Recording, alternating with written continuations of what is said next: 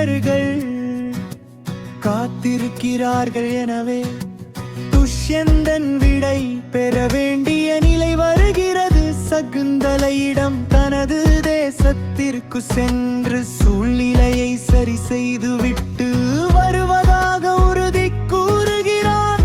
துஷ்யந்தன் தன் நினைவாகவும் தங்கள் திருமணத்தை உறுதி செய்யும் விதமாகவும் தனது அரச முத்திரை பதிந்த ஒரு மோதிரத்தை சகுந்தலையின் விரலில் அணிவிக்கிறார். இயற்கையாகவே அது சரியாக பொருந்தவில்லை. உனக்காக மீண்டும்